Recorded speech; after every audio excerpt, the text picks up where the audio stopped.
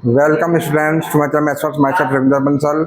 आज मैं आप लोगों को क्लास 10th में चैप्टर 7 जिसका नाम है कोऑर्डिनेट ज्योमेट्री उसके बारे में समझाने जा रहा हूँ। चैप्टर शुरू करने से पहले आप लोगों को इस चैप्टर में जो फॉर्मूलाज यूज होने वाले हैं, सबसे पहले मैं आपको फॉर्मूलाज समझाने जा रहा हूँ। कोऑर्डिनेट ज्योमेट्री क्या होते हैं? सबसे पहली बात ये आती है, आप ग्राफ रिप्रेजेंटेशन ऑलरेडी सीख चुके हैं।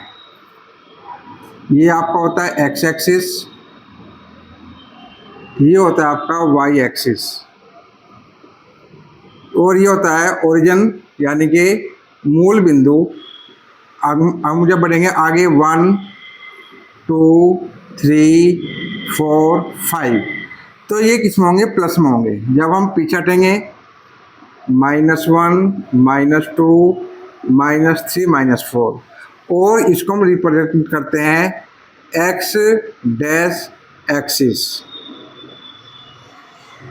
इसी तरीके से जब हम ओरिजिन से चलेंगे ऊपर की तरफ, तो इसको हम रिप्रेजेंट करते हैं प्लस में 1 2 3 4 5। तो ये क्या है हमारा? Y axis. जब हम ओरिजिन से चलेंगे नीचे की तरफ, तो इसको हम रिप्रेजेंट करते हैं माइनस से -1 -2 -3 -4 -5, और इसको हम रिप्रेजेंट कर देते हैं वाई डैश एक्सिस से। अब सपोज कीजिएगा, यदि आपको यहाँ पर ये दो पॉइंट दिए हुए हैं, ये दो पॉइंट आपको यहाँ पर दिए हुए हैं, और आपको इन दोनों पॉइंट्स के बीच की डिस्टेंस को फाइंड आउट करना है कि इन दोनों पॉइंट्स के बीच में कितनी डिस्टेंस है। तो उसको मेजर करना इम्पॉसिबल है, क्योंकि ये एक सीधी लाइन पर रिप्रेजेंट नहीं है। तो उसके लिए हम किसका यूज करते हैं? Distance formula. Distance formula. अब ये डिस्टेंस फॉर्मूला क्या है? सपोज कीजिएगा, हमने इस पॉइंट को नाम दिया है ए, और हमने इसको नाम दिया है बी। तो जो इसके कोऑर्डिनेट होंगे ए के, उसको मान लेंगे x1 और y1। अब जो हमारा पॉइंट बी है, इसके कोऑर्डिनेट हम क्या मान लेंगे? x2 and y2। अब हमें क्या करना है? इन दोनों पॉइंट्स के बीच की डिस्टेंस कितनी है वो हमें फाइंड आउट करनी है। तो अब हम डिस्टेंस फॉर्म बताते हैं आपको। क्या होता है? A B equal to √। अब हम क्या करेंगे? ए और बी, इनको हम ऊपर नीचे लिखेंगे। ये आपके लिए बहुत ही बेनिफिशियल होगा अगर आप इसको इस तरीके से लिखते हैं। तो फिर x2 में से हम x1 को माइनस करेंगे, x2 माइनस x1 का होल स्क्वायर, प्लस y2 में से y1 को माइनस करेंगे, y2 माइनस y1 का होल स्क्वायर। तो इसको बोलते हैं हम डिस्टेंस फॉर्मूला। क्या बोलते हैं हम इसको? Distance formula. इसके बाद जब हम 7.2 स्टार्ट करेंगे, तो उसमें आप लोगों को यूज करना है सेक्शन फॉर्मूला। Section formula. अब ये सेक्शन फॉर्मूला क्या है? सपोज कीजिएगा, आपको ये दो पॉइंट्स दिए हुए हैं ए और बी, और यहाँ पर इनके बीच में इस लाइन पर कहीं पर भी हमने एक पॉइंट ले लिया है पी, और हमें ए और बी के कोऑर्डिनेट्स दिए हुए हैं x1 y1 x2 y2। अब हमें क्या करना है? पॉइंट पी के कोऑर्डिनेट्स फाइंड आउट करने हैं। तो उसके लिए यहाँ पर आपको रेशियो दिया हुआ होगा, जिसको हम m1 रेशियो m2 का नाम देते हैं। तो सेक्शन फॉर्मूला क्या है? Coordinates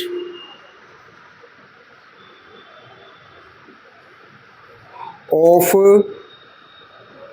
point P। अब ये सेक्शन फॉर्मूला है, m1 की मल्टीप्लाई करेंगे x2 से, m1 x2 प्लस फिर m2 की मल्टीप्लाई करेंगे x1 से, m2 x1 upon m1 plus m2। अब किसके निकालना है, y के। m1 की मल्टीप्लाई किससे करेंगे, y2 से, m1 y2 प्लस m2 की y1 से, m2 y1 upon m1 plus m2। तो ये आपका क्या है, सेक्शन फॉर्मूला है। यदि आपको किसी भी लाइन सेगमेंट के मिड पॉइंट को फाइंड आउट करना है तो उसका फॉर्मूला क्या है, वही मैं आपको बता रहा हूं। Coordinate of the mid point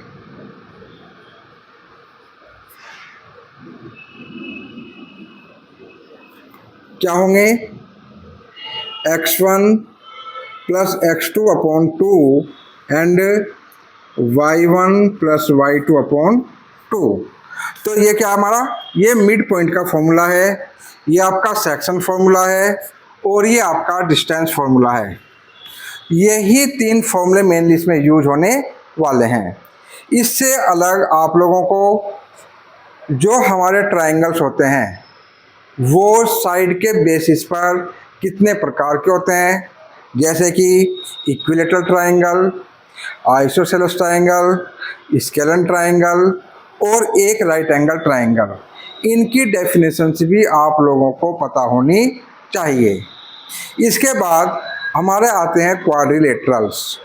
quadrilaterals में स्क्वायर की प्रॉपर्टीज क्या हैं, ये आपको याद होनी चाहिए।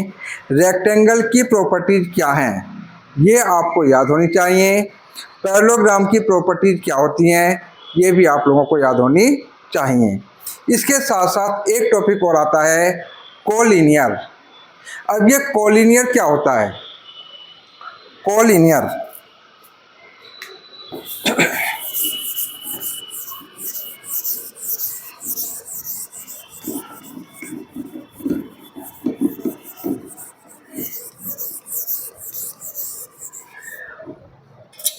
कोलिनियर पॉइंट्स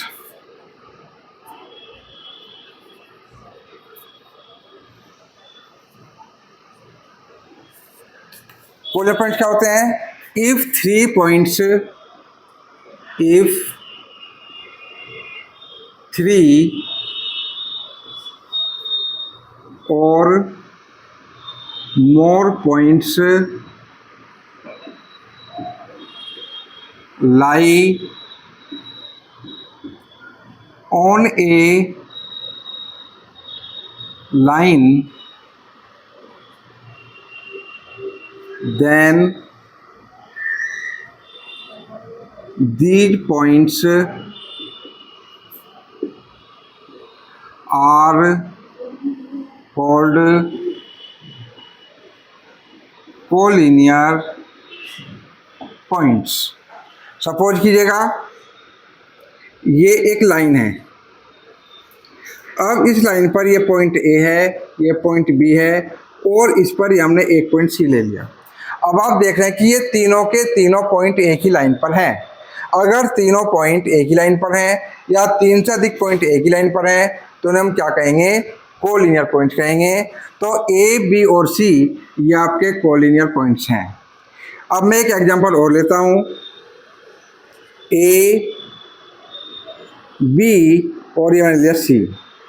यदि मैं ए सी को मिलाता हूँ तो आपका बी रह जाता है, यदि बी सी को मिलाता हूँ तो इसमें आपका ए ज्वाइन नहीं होता है और यदि मैं ए बी को ज्वाइन करता हूँ तो इसमें सी आपका अलग हो जाता है। तो ये तीनों पॉइंट्स कोलिनियर नहीं है क्योंकि ये तीनों पॉइंट एक ही लाइन पर सिचुएटेड नहीं है। तो ऐसे पॉइंट्स जो एक लाइन पर ना हो उन्हें हम क्या कहते हैं, नॉन कोलिनियर पॉइंट्स। और वे पॉइंट्स जो एक ही लाइन पर सिचुएटेड हो उसको बोलते हैं हम कोलिनियर पॉइंट्स। ओके, अब हम शुरू करते हैं एक्सरसाइज 7.1। एक्सरसाइज 7.1। 7.1 में फर्स्ट क्वेश्चन क्या है, question number 1, find the distance, find the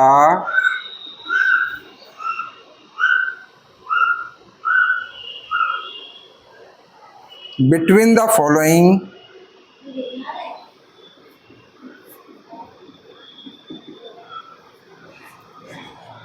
pairs of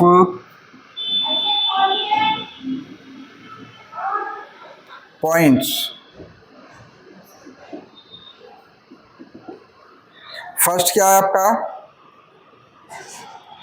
2, 3 and 4, 1. Second है आपका -5, 7, -1 and 3. थर्ड है आपका AB एंड -A -B.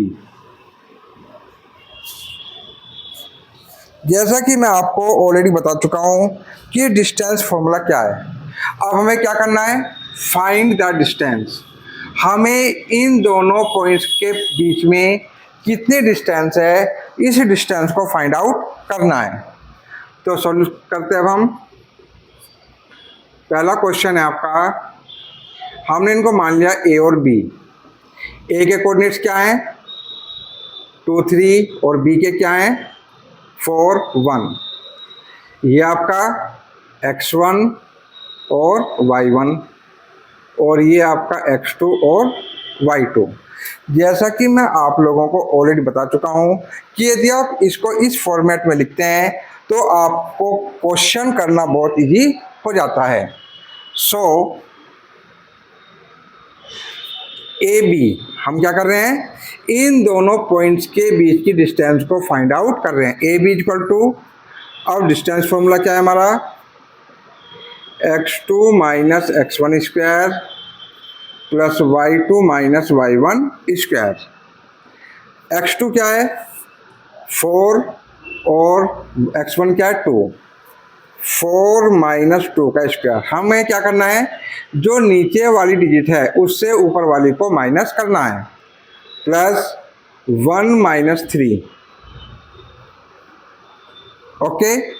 सबसे पहले बोर्ड मास के अकॉर्डिंग क्या करते हैं, हम ब्रैकेट्स को सॉल्व करते हैं. तो अब हम क्या करेंगे, ब्रैकेट को सॉल्व करेंगे. 4 में से 2 को माइनस कीजिए, कितना जाएगा आपका 2 का स्क्वायर. 1 में से आप 3 को माइनस करेंगे, -2 का स्क्वायर. अब हम क्या करेंगे, इनका स्क्वायर करेंगे.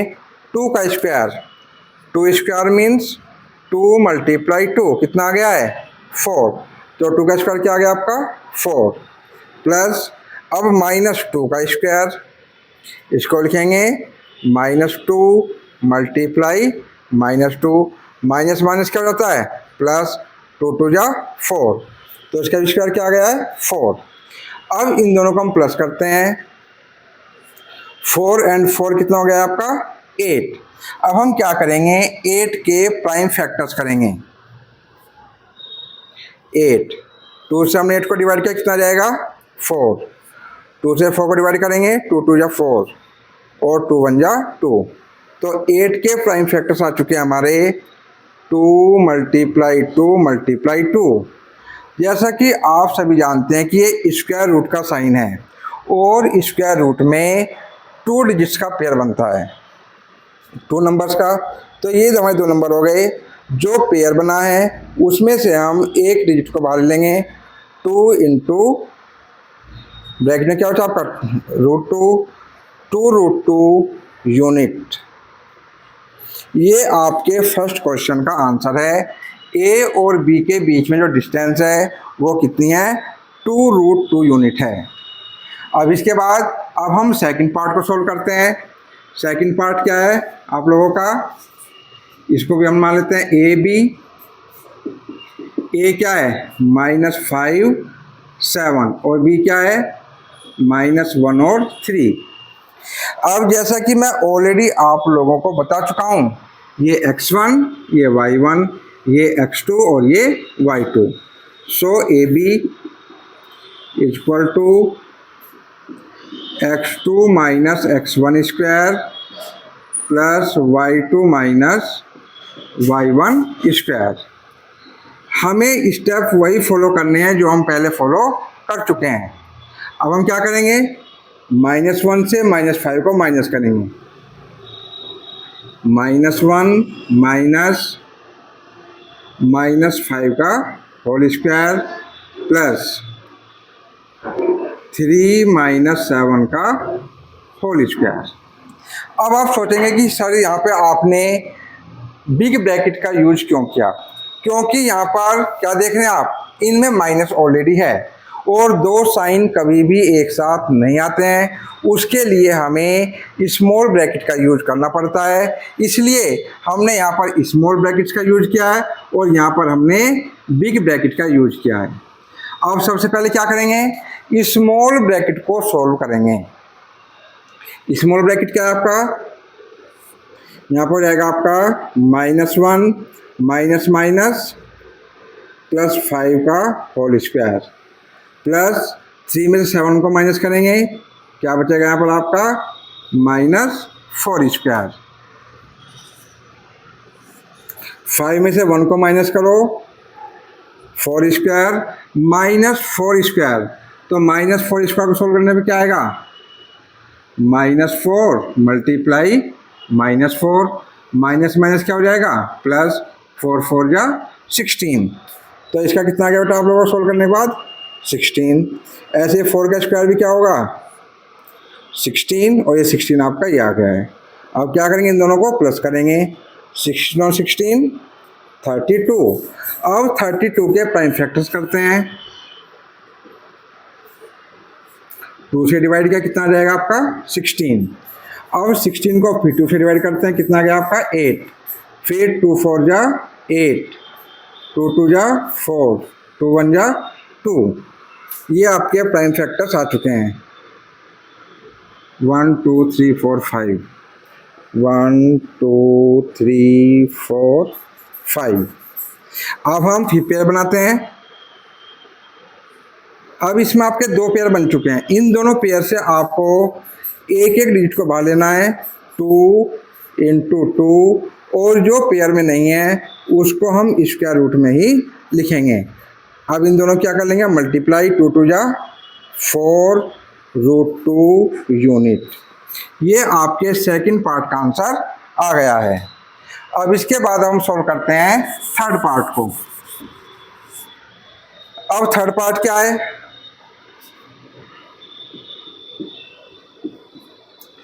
अब चल के मान लेते हैं PQ। P को हमने मान लिया A और B, और Q को -A और -B। ये आपका X1, ये आपका Y1, X2 और Y2।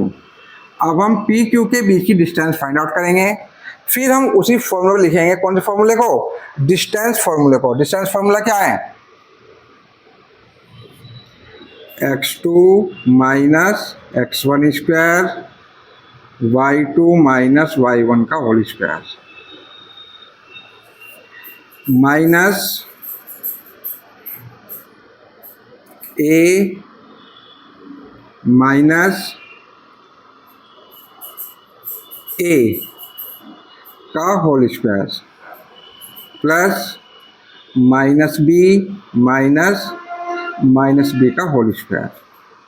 ओके, अब आप देख रहे हैं कि दोनों माइनस, जो दोनों ए हैं, किसके माइनस के हैं, ये आपका आ गया -2a का होल स्क्वायर।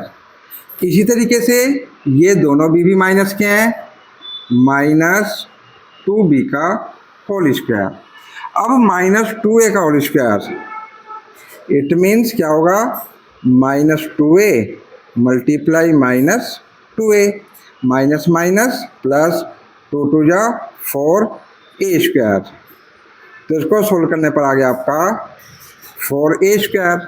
इसी तरीके से हम -2b के होल स्क्वायर को सोल्व करते हैं, -2b multiply -2b minus minus plus 2 2 जा 4, और b की b में करेंगे b स्क्वायर। कितना आ गया आप लोगों का 4b स्क्वायर। अब इन दोनों में क्या चीज़ कॉमन है? 4। आपका यहाँ पर भी 4 है और यहाँ पर भी 4 है, तो हमने इसमें से 4 को कॉमन ले लिया। अब यहाँ क्या बचा आपका? ए स्क्वायर प्लस बी स्क्वायर। 4 के हम प्राइम फैक्टर कर सकते हैं, क्या हो जाएंगे? 2 × 2 ए स्क्वायर प्लस बी स्क्वायर। अब ये पेयर बन चुका है तो 2 को हम बाहर ले लेंगे, a square plus b square unit.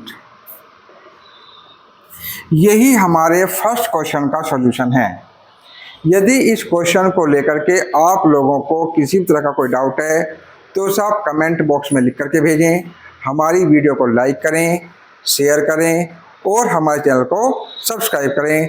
Thanks for watching.